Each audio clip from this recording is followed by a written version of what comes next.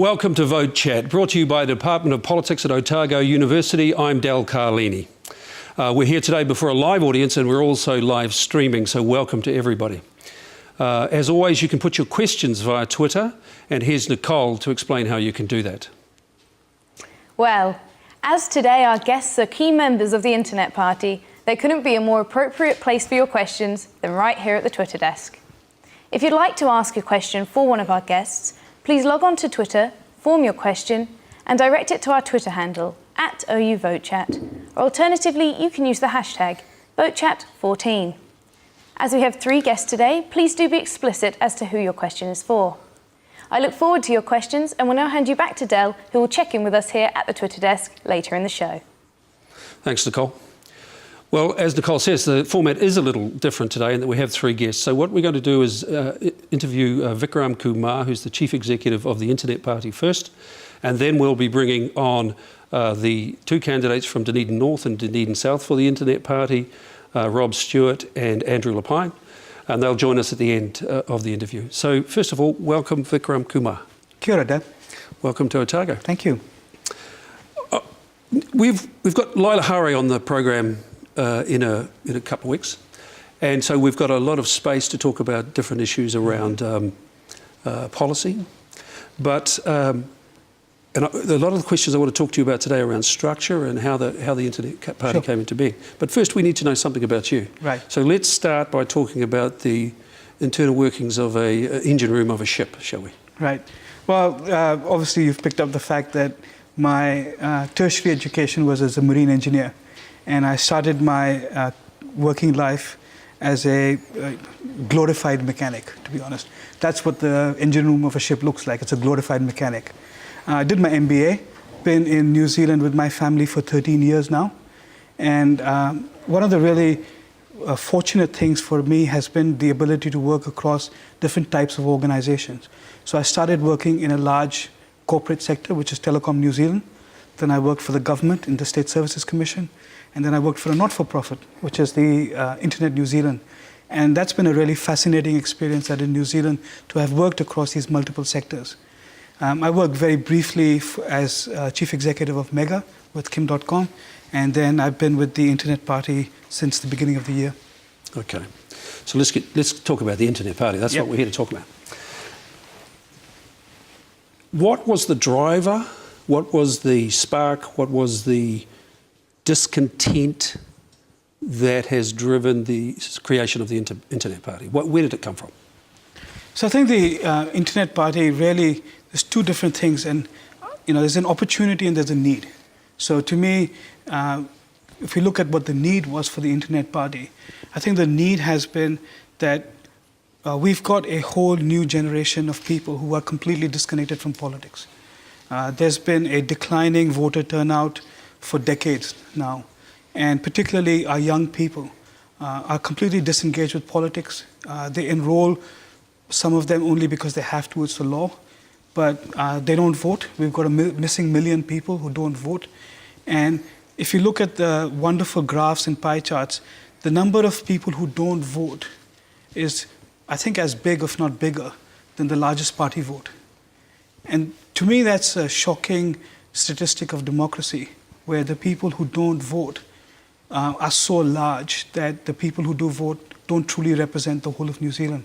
So to me, there is a need for the engagement and discussion with young people particularly on things that matter to them, things that are valuable and make it worth their while to participate. On the opportunity side, I've watched with dismay some of the laws that are being passed around the internet, around technology.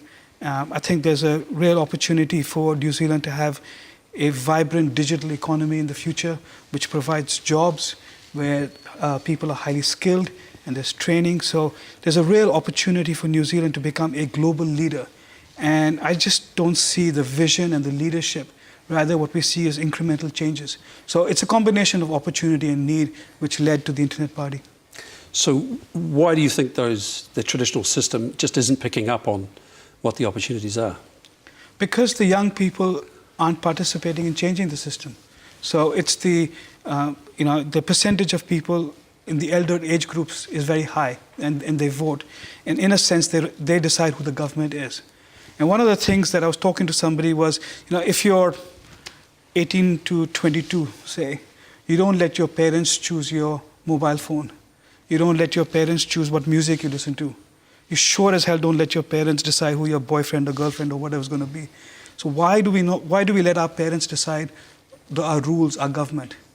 And that's the problem that we have, is young people are simply not participating enough. Therefore, political parties aren't responding to them. And all this talk about increasing the voter turnout, in my opinion, isn't going to work, because all they're doing is more of the same. And we're not going to solve the problem by doing more of the same. We've got to do things differently. Okay, so let's look at the Internet Party. Then ideology, can you put in a nutshell what the ideology is of the Internet Party as a whole? Well, it's easier to say what it's not, which is it's not left or right. So it isn't based on a left ideology or a right, so it's not ideological to that traditional sense. What it is ideologically committed to is to make good solutions based on data, based on evidence, based on best practices internationally, based on collaboration, and trying to get people to buy in and contribute to the solution. So when we develop our policies, that's the structure we follow. What's the problem? What does the data and the options and the research tell us? What are other people doing about it? Therefore, what should we do? And there isn't a policy which you could say just comes because we ideologically think it should be left or right. Okay, so you're not left, you're not right, but you've formed this association with Mana Party, Right. which is right over on the left. How does that fit with your non-left and right?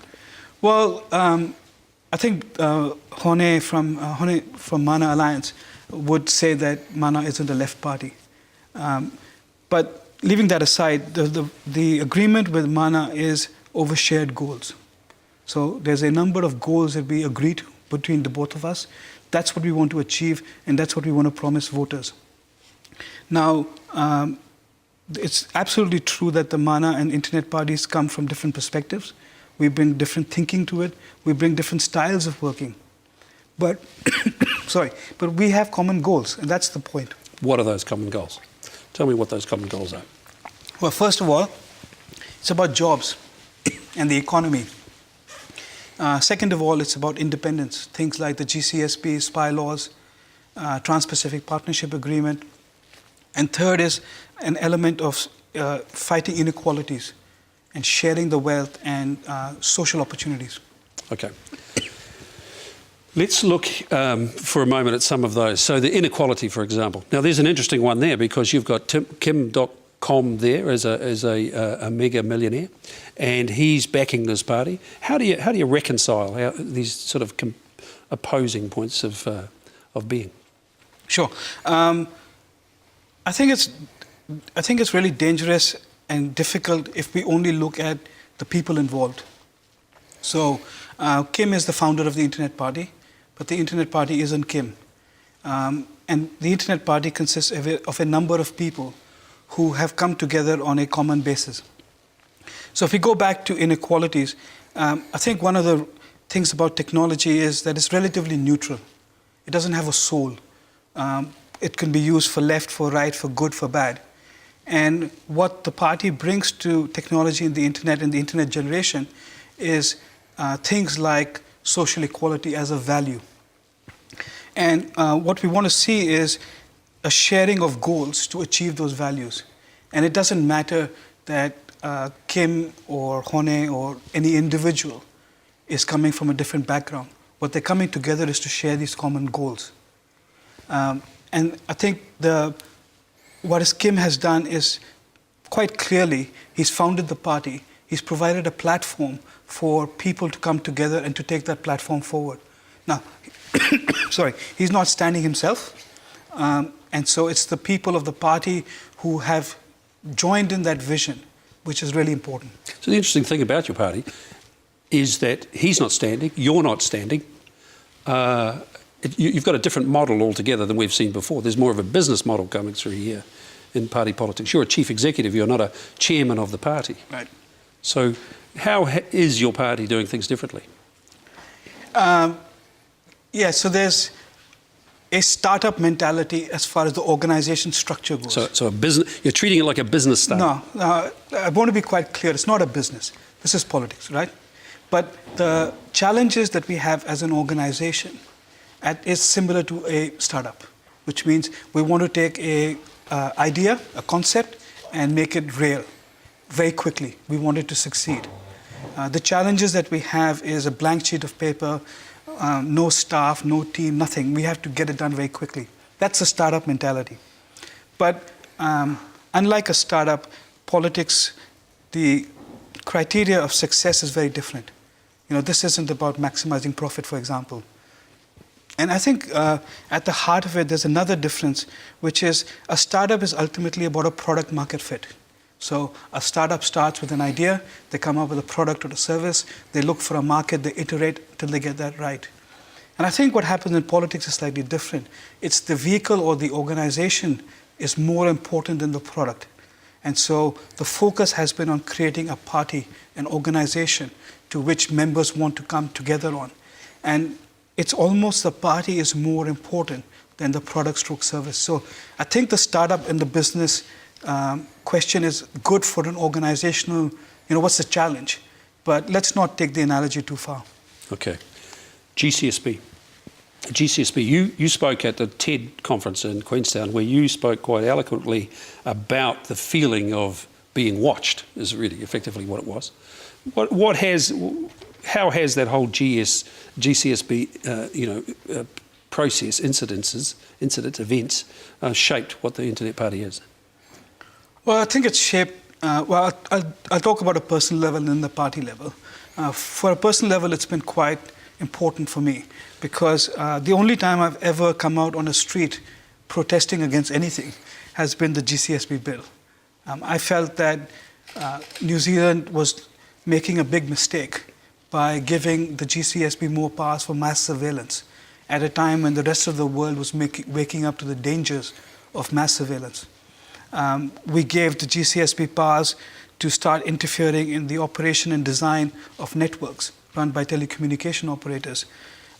We had GCSB essentially acting as a subsidiary of the Five Eyes and the NSA in particular. And it was clear that the GCSB was acting illegally, as they've accepted themselves. And instead of holding people to account, we were giving them more powers. And problems, just recently, the State Services Commission report has just been released, which was for the end of last year, which shows our intelligence agencies in extremely poor form. And this is SSC as the heart of government talking about its own agencies. So it's a credible internal review, which is saying exactly what we've been saying for a long time. We've got a real problem with the GCSB. So personally, for me, it was almost like a tipping point when I moved from watching politics from the outside to say, fundamentally, people who are interested to make a change have to get involved. It's not going to change otherwise. For the party, it's one of our areas where we share a common goal with Mana around independence and self-identity of New Zealand and the review of GCSB.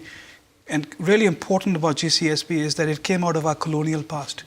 Right? The reason we have the GCSB is because the UK involved us at the end of World War II.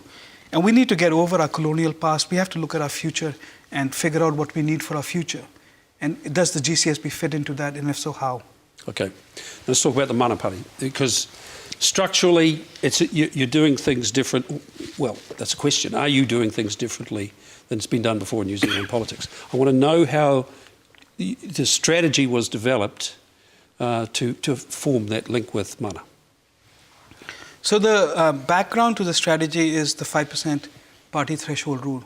It's a really difficult barrier. For a new party to get over 5% in the party vote, I wouldn't say it's impossible, but it's really, really hard. And the evidence of that is if you look at what parties we have right now in Parliament, under the MMP system, all of the new parties and the smaller ones are sitting members of Parliament who've broken off and set up on their own. And they've managed to win an electorate seat and get their parties in. So I'm thinking of, for example, New Zealand First with Winston Peters, or Peter Dunn with United Future, or even how the Greens came about.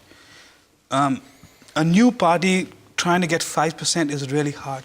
So MMP has both the coattailing system or the electorate system, but also high threshold. And I think the Internet Party recognized that getting 5% of the party vote is going to get really hard.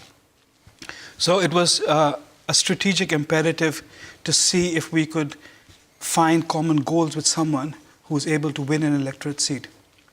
But what it started off from perhaps more tactical has evolved into a very strategic relationship, because as we've discussed and gotten more comfortable working with Mana, what we've discovered is that there are some really strong shared goals.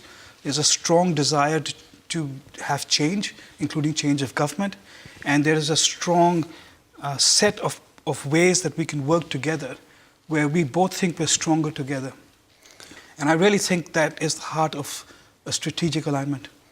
So you've got an agreement that if you enter into Parliament, then you will de-link from each other once in Parliament. How does that work? Well, it's not quite so cynical. The reality is that there's a number of unknowns at the moment. We don't know the party vote. We don't know how many MPs will get in. We don't know whether Internet Mana will operate crossbenches. So, all sorts of different arrangements are possible. So there's a large number of unknowns. We're into new territory. And what Mana felt was that they would like an opportunity to review how we work together, not if, how we work together once the elections are over.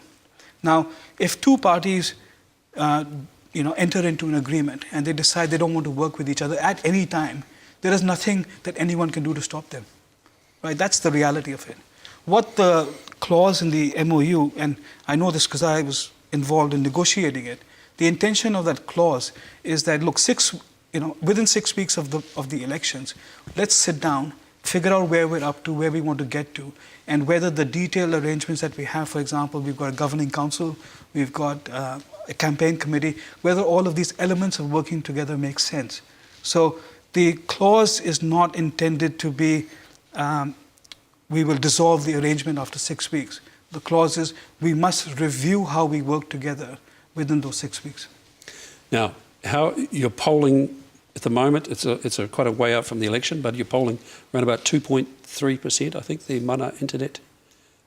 Well, it depends on the polls. I mean, also it depends on the methodology of each poll. But, 2.3 plus 1%, plus 0.5%, I'd say somewhere in that range. Okay. And in the scenario in that case, you would have Hone Harawira in Parliament, you would have Laila Hare in Parliament, and then how many others? Because you've got an arrangement that there's the first candidate is the Mana Party, yep. The second is the Internet Party, the yep. next two, I believe, yep. Is Mana Party, yep. if you get to that level, and then after that it alternates. Yeah, so the variables are, first of all, our list is already clear. So Mana hasn't published their list yet. So I'm assuming that number one on their list would be Hone. And I'm also assuming that he will win his seat. Now that's the critical yes. assumption. Everything else is a theory until that seat is won. Or the combined party gets 5%. Right, either way. But let's assume that Hone is number one. Let's assume that he wins his seat. So he's number one. Laila, who's the Internet Party leader, was number two.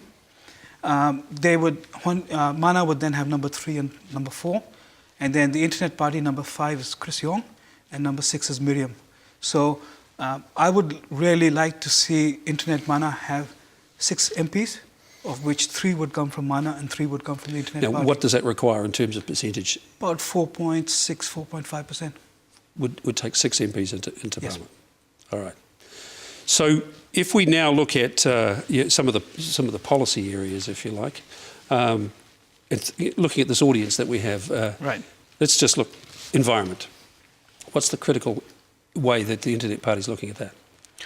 So to me, one of the really important things was the 100% renewable energy goal by 2025. Doable, achievable? Absolutely. New Zealand's at about 75%. We are world leaders, and I just don't understand, and neither does the Internet Party, on why we can't just put more energy and focus into renewable energy rather than into offshore and oil drilling and all of that. Now, that's only for electricity production. Obviously, there's other forms of energy consumption, such as transport, etc. That's a much bigger and longer problem. But for electricity production, we can get to 100% renewable energy. And we can do it by 2025. And we can become world leaders. So that's one part of the environment that I think we want. There is, tech stuff like green data centers. I think the internet in general is going to become criticized for more and more electricity consumption, particularly for cooling. So we think there's a real opportunity for New Zealand to provide green data centers. There's a real opportunity for smart cities and smart homes. But then there's also opportunities around, for example, making sure the Maui's dolphins don't go extinct. There's 55 of them left. And I think that since New Zealand is the only country where they are, it's our moral obligation to the world to make sure that the Maui's dolphins don't go extinct. So that's the thick flavor of our environment policy. Okay, just go back to the green data centres. Just explain that one a little bit further. Sure. So, the internet is tubes or networks or whatever, but ultimately there are servers, computer servers, which are running in huge volumes and numbers around the world in huge data centers. And they take up a lot of electricity, particularly for cooling. And a lot of heat is given out. And the electricity consumption from data centers is rapidly becoming of concern to many people, particularly in the United States. So a lot of the larger companies like Google, Facebook, Microsoft, they've all started focusing on making sure that their computers are in data centers that are extremely energy efficient and hopefully 100% renewable energy sources. That's what a green data center is. So New Zealand has an opportunity to, because of our climate, and also, we've got renewable energy, electricity generation from renewable energy. We can become world leaders in setting up green data centers. Now, for that to be effective, we've got to solve some other problems, such as our international connectivity through submarine cables. Because at the moment, we've only got one submarine cable that connects us. That's not good enough. So we've got to solve a few problems. But our opportunity is to have these green data centers with world-class online companies. Okay. Copyright law is an area that I see as interest to you, and I see the party and people within it. It's the Cory Doctorow thinking has infiltrated that process. Can you talk just for a moment about what you would do around copyright law and why? Right. So I think copyright, the first thing for me is everyone is now concerned about copyright because it affects us all. When we were living in a print world and the rules for copyright were made, it only affected book publishers or perhaps libraries. But copyright has now become internet law. It's become everyone's law because we all deal with content all the time, either as producers or as consumers. So the importance of copyright has grown dramatically. So that's one thing. Can I just stop you there for a moment, because we've got Nicole, something coming in on Twitter. We'll go back to that. Yes, so we have had quite a bit of activity on Twitter. Erica Pearson's tweeted in asking about how you're going to move away from this perception of being a one-issue party. But I mean, you have been talking about that. So that's great to hear that you are about more than just the internet. But I guess what I've got to ask you now is something that's come through on our emails about your export policy. It's well known New Zealand is an export economy, but that's very vulnerable at the moment. So what sort of policies do you have in place to combat our export issues? So for us, the internet provides the same opportunity to New Zealand that refrigerated shipping provided, which transformed our agricultural commodity sectors. So before refrigerated shipping, the exports from New Zealand was quite constrained because of our distance. The internet provides New Zealand with an opportunity to overcome the tyranny of distance, an opportunity to participate and interconnect, because one of the economic drivers identified as important for economic growth is what they call interconnectedness. how much are we connected with the rest of the world. And our geographical location, bottom of the world, we've not been able to participate in digital supply chains, for example, or physical supply chains and goods. So the internet is transformed. It's once in 100 years we get this opportunity to really transform our economy. And it's about digital exports, it's about intellectual property, it's about our smarts, our creativity. So to me, that's what the Internet Party really wants to see. Nicole, something else is coming. Yes, Hugh Davidson's come in, and speaking of the internet, it's a global phenomenon. How would you ensure IT procurement for local areas? Okay, so one of the real problems that we have in procurement locally, particularly by government, is that they don't take into account the total economic impact of procurement. They seem to be stuck in decades-old thinking about price alone. So when we have procurement by central government of software services, they look at the sticker price and they look at other sticker prices. They don't look at the total impact on the economy. And the second way of the problem with procurement is the size of the way and the way we're procuring. So if Inland Revenue is going to spend $1.5 billion on upgrading FIRST, which is their computer system, there isn't a single person outside the project and outside government who thinks it'll succeed. And with NovoPay and the others, still fresh in our minds, you've got to ask yourself, if you've got the whole of New Zealand, other than those directly involved in the project, saying a $1.5 billion project is too big, surely we need to solve that as a problem now, before it gets a problem. Sorry. So those are the two things that we have to solve. One is look at procurement by government of software services and a total economy. So look at the GST, look at the employment, look at the full factor of how procurement is going to work.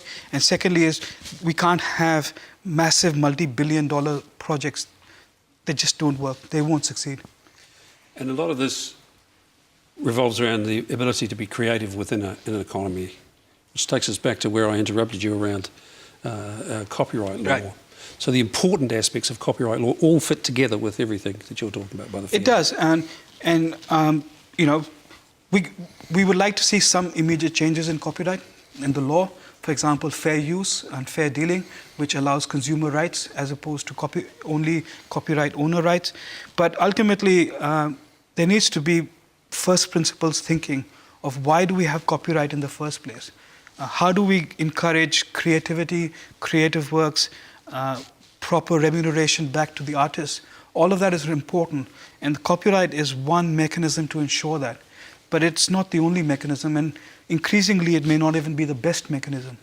But the reality is that even though we do a first principles review, New Zealand is subject to a number of global treaties, and copyright is increasingly becoming part of the Trans-Pacific Partnership, but also WIPO and the other intellectual organizations. So we can't walk away from our international obligations. So there's going to have to be a pragmatic, continuous improvement of the current regime. But we have the ability to have a conversation around what is the right form of copyright, or how do we get creative works. And New Zealand can start thinking about that and start pushing for change and be a world leader. But the reality is that we're going to have to make incremental changes to the law as it exists. Okay, so that's important because you're not bringing in a plan for a wholesale change at all. Well, it's impossible to do so and stick with our global commitments at the same time, because copyright has increasingly become a trade discussion. And for example, its inclusion in Trans-Pacific Partnership means that there's going to be trade-offs at a political level, potentially between can we export more dairy products versus giving up our flexibilities or the term of copyright. So copyright has become a trade leverage point, and political discussions and decisions will be made as opposed to logic economic discussions. Okay, so let's just look at the issues that are important to around social justice. Is there we had here a few weeks ago Porter Williams from the Labor Party talking a lot about violence in the community and that sort of process. Where does the Internet Party, is that going to say, offset that and say that's Mana's issues, or does the Internet Party get involved? Well, there isn't an Internet Party issue and a Mana issue. There's an Internet Mana issue. And our message is the party vote for Internet Mana is what we're seeking. The Internet Party will succeed by people exercising their party vote in favor of Internet Mana. And Internet Mana, one of the three goals, is about social justice and sharing the wealth, which includes, for example, free tertiary education. Because one of the things that concerns us, and this is Internet Party, it's Mana, it's Internet Mana, it concerns us that students, as soon as they leave university, are burdened with debt which affects everything. The way they think, the way they live, where they choose to work, how they choose to get a job, can they take risks and become entrepreneurs. Everything is they're weighed down by this huge student debt. And it doesn't seem to be much of a problem when they're in university. It's most definitely a problem when they leave university. But they've also got problems around affordable housing. They've got problems around jobs. So a lot of the social issues are Internet Mana's issues, which we do have policies for. So, for example, on student loans, we're going to have free tertiary education and have a way of addressing the student loans problem. And you know how that's going to be paid for? Pretty much. All right. Who's voting for you, do you think? Who's your constituency? Who is going to be the vote for you on the day? I think there's probably 2 or 3 different groups of people. The first one is going to be people who are what we call the internet generation. Typically people who understand the opportunities of the digital future that New Zealand has and are looking for some amount of vision and ability to get there. I think there's a second group of people who are disengaged and have not voted before and would probably not have voted, who find that there's finally a party that is willing to listen to them and actually engage with them and take their issues further and make it a part of them. So, I really look at the Internet Party as being composed of these people. And third, I think there's a number of young Maori who have been disengaged from Maori politics, which are coming back via Mana into the discussion. So, number of groups. I think that's about all we've got time for. So what we're going to do now, thank you very much for being with us. We're just going to do a little two-step here while we swap the stage around. And we're going to invite Rob Stewart and Andrew LePine onto the stage and get mic'd up. Thank you. Thank you.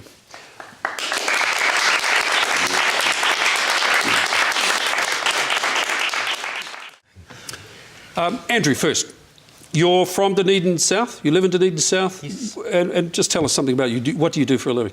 I work at Bunnings in Dunedin South. I've worked in retail pretty much all of my life. My entire life's been in the Dunedin South electorate. I've grown up there, I've been to school there, I've studied there and I've worked there. I've moved all up and down the country, working retail pretty much the whole way. Since studying at the University of Otago before just around the turn of the century. And what did you study? Microbiology and genetics. Now that's an obvious pathway to politics. Incredibly, yep. So tell us about politics then. What's the drive to politics at this stage? The major reasons for me looking to get involved in politics actually don't have anything to do with my studies. It almost has more to do with my work and the fact that I moved from various places through my retail career, travelled as far north as Kaitaia and then came back again, and now looking at being settled with my wonderful wife and looking to start a family, I look at the future of the country and think I'm not terribly happy with where the direction that the current government's taking it. So what's wrong? What's the discontent? I don't believe that there is a vision with the current situation in terms of creating jobs, addressing the real inequalities that are in this country. When we have one of the highest rates of child poverty in the Western world, and yet we consider ourselves to have a rock star economy. There's an amazing disconnect in those two to ideals being within the one nation, I believe. And I don't see any other parties apart from the Internet Mana that have the kind of vision to address those problems at a really core level. So, Internet Mana, because what you're saying here has been traditionally Mana territory. Why the Internet Party for you? Because you could have stepped into a few different parties to look at those issues. Why specifically the Internet Party? I think one of the major connections that the Internet Party and the Mana movement and the Internet Mana as a whole have is the concept of inequality in this country as a very real fact of life for most people. And there are different approaches between the two movements to how to deal with that, but we weave them together, looking at it from both perspectives, and create some really quite awesome and out-of-the-box solutions to problems that the current government really has no idea or chooses to ignore. Okay, so your focus is you dislike what national. I don't believe they have the best interests of most New Zealanders at heart. All right, okay. So I'll come back to you in a second. Rob. Del.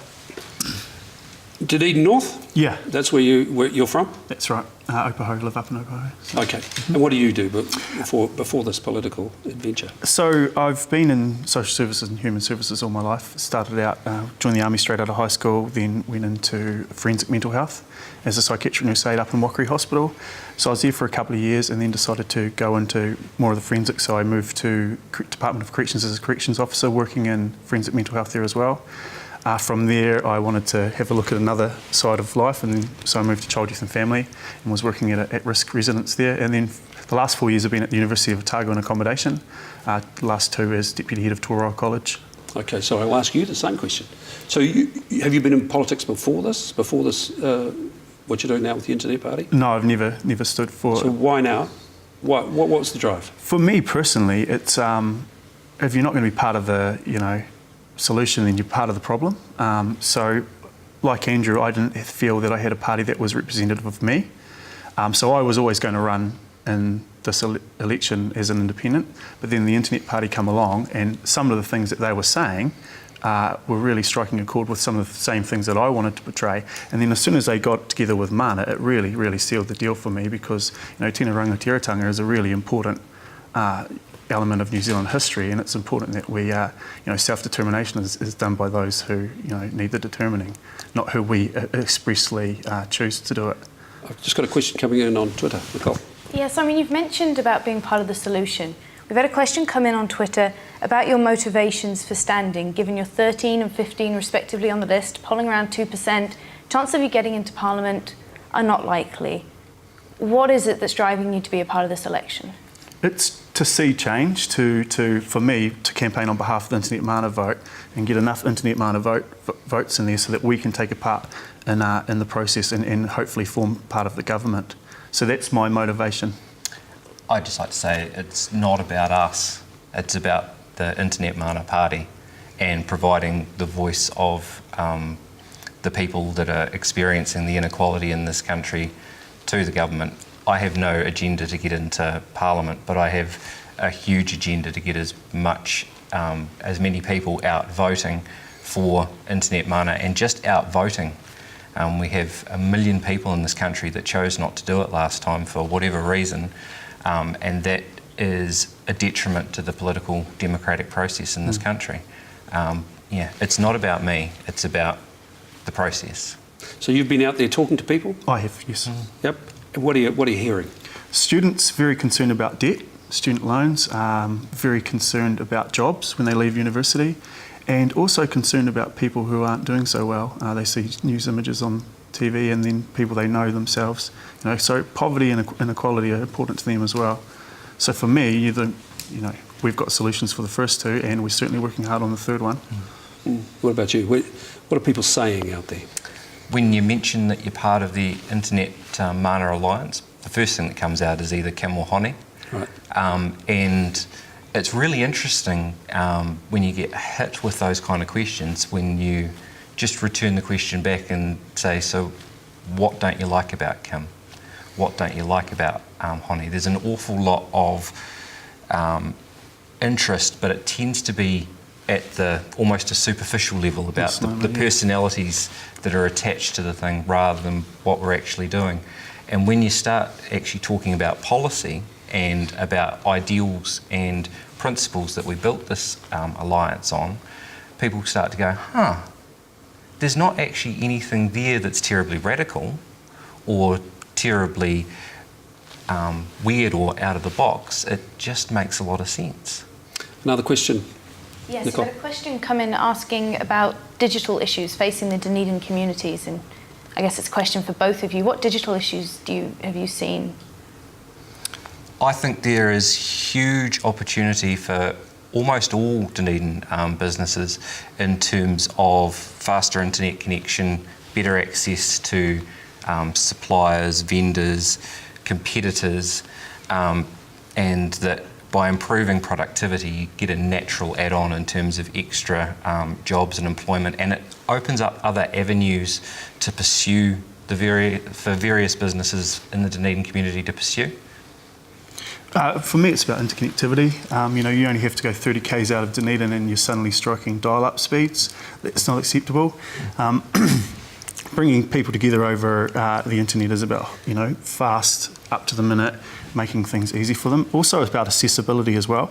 Cheap, affordable broadband for internet for everybody means that those who haven't engaged before can now engage, and that's what we're trying to dispel the misnomers or the mistruths about the internet being a scary place for some people who've never been on it before. And and of course, it's about our generation grew up with it, and the ones under us as well. But those who come before us haven't. So we're going to try and break down some of those, understandings, if you like. Okay, just a couple of minutes left.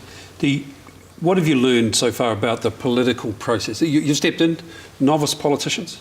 What have you learned about politics so far? It's a very, very fast game, that's for sure. Things happen incredibly quickly, and especially within internet mana, it's amazing how quickly we can get stuff done when you have the collaboration and a very strict process around all of our ideas and policy and things gets filtered through our members. And that's quite a different process. It's incredibly different. Yep. How does that work? Basically, we put out a draft version of what we want to go with. Our members commented on it on various forums, and we have a policy incubator as well. All of the comments and feedback get put through and added to the. We pick out the good bits, see what we've missed, and alter how we want to approach particular policies with direct feedback from our people. Bearing in mind everything is solution focused. So direct democracy. Yeah, absolutely. All right. Look, I think that's about all we've got time for. Thanks, guys. Awesome. I really Thanks, appreciate Dale. your time. Thanks to everyone for being with us today. Next week we will have the leader of the Māori Party with us, Te Ururoa Flavel. So please join us at that stage, and please be thinking about your Twitter questions and the way that you can participate in VoteChat. Thanks for being with us.